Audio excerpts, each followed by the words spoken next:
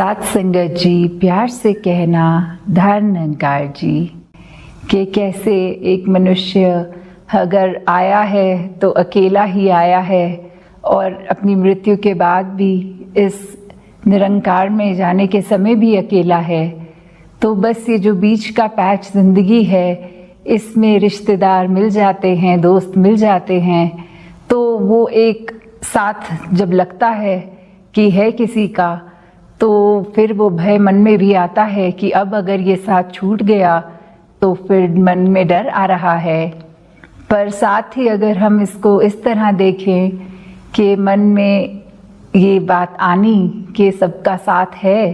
पर ये सब लोग जो इस संसार में हैं संगी साथी, ये तो फिर एक माया का रूप ही हैं जिन्होंने कभी ना कभी हाथ छोड़ ही देना है। तो कैसे हमें अपने मन को भी उस तरह पूरा पक्का बनाना है कि आज के जनरेशन में ये देखा गया है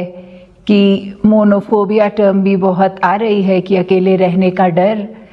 खास करके जो यूथ हैं कि कुछ दिन अकेले रहना पड़ता है और अगर कोई इंटरनेट नहीं, कोई गैजेट नहीं,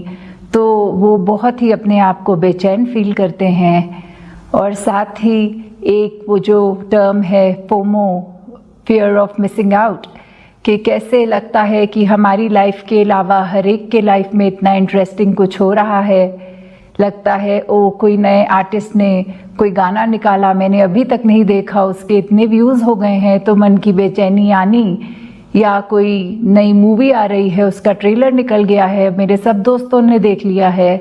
तो ऐसी छोटी छोटी चीज़ें जो आजकल ऐसे लगता है कि किसी की ज़िंदगी में हमसे ज़्यादा कुछ इंटरेस्टिंग हो रहा है, पर बात तो वही है, ज़िंदगी सबकी उसी पर आधारित अगर रखें इस निरंकार पे तो कितनी स्थिर होगी। नहीं तो हाल हमारा भी वैसा कि एक कहानी है जो बंदर मटके में पानी भरा हुआ था और झांक के देख रहा था नीचे मटके में, तो एक पेड़ पे लटके अंगूर उसको दिख रहे थे और उसको लग रहा था कि ये मटके के अंदर पड़े हैं। वो कभी अपना हाथ डाले, कभी अपना मुंह अंदर डाले, पर वो अंगूर उसके हाथ नहीं लग रहे थे। तो कैसे ये बस एक रिफ्लेक्शन थी जो ऊपर अंगूर की जो उसके उस गमले में आ रही थी, पर ये इल्यूजन ये उसको इतना भ्रमित कर रही थी कि उसने वो मटके के अंदर दिखने वाले अंगूर को असली अंगूर माना और ऊपर देखकर पेड़ की ओर देखा तक नहीं कि वो असली तो वो है, सच्चाई तो वो है। तो कहीं हमारा हाल भी ऐसा नहीं हो रहा कि इस निरंकार को जानने के बाद, ब्रह्म ज्ञान लेने के बाद भी हम ऐसे छोटे छोटे इल्यूजन्स, डर, ऐसे भ्रमों में अटक गए हैं, अपने आप को फंसा के रखा है कि बिल्कुल चैन नहीं है, वो स्थिरता नहीं है, वो हमेशा एक बेचैनी सी रहनी कि हम अपने जीवन में बहुत मिस कर रहे हैं करना, ऐसा भी कर ले, वैसा भी कर लें, भाग दौड़ की दुनिया बना ली है हमने अपनी जैसी। तो किस तरह हम अपने आप को ऐसा बना लें कि ये जो निराकार है उस पे आधार कर रखे, अपना विश्वास रख के फिर स्विमिरन से भी एक बहुत ही शांति, एक स्थिरता आएगी। अपने मन को मजबूत करने के लिए ये नेगेटिव थॉट्स जहाँ हमें हटाने होंगे,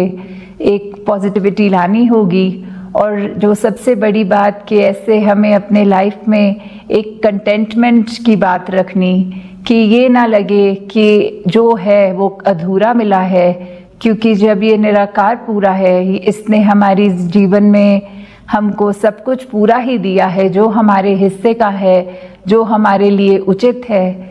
तो अगर ऐसा हाल है तो उसमें भी हमें लग रहा है कि निराकार ने हमें वो नहीं दिया जो हमारे को मिलना चाहिए था, तो ऐसे सोचकर ये नादानी तो हम ही कर रहे हैं, क्योंकि जो मिला है वो हमारे लिए बहुत उचित है। तो कैसे हमने अपने जीवन में से ये भय हटाने हैं, ये भ्रम हटाने हैं और सिर्फ इस ब्रह्म ज्ञान से, इस ब्रह्म से जुड़ना है। जिस तरह अवतार बानी में भी वो लाइन आती है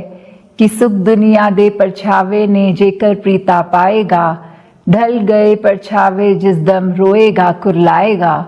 कि कैसे हम अपने जीवन में एक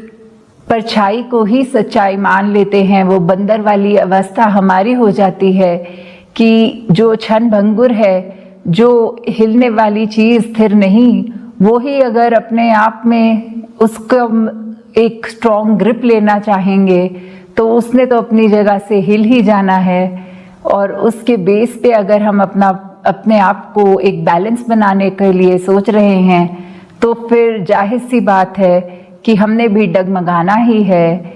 तो कैसे हम अगर सच्चाई की बजाय मिथ्या को सच मान लेते हैं तो अंदर से सिर्फ रोने और कुल्लाने के अलावा कुछ बचता नहीं है। तो जैसे वही बात, फिर ये मिथ्या, ये दुख, उसको होते हुए भी उसको ऊपर एक स्थिति उसके आ सकते हैं जो एक आनंद की अवस्था कि दुख को भी दुख को ना माने। तो कैसे फिर अवतार बानी में ये दर्जित है कि जगदा मालिक याद होवे ता दुख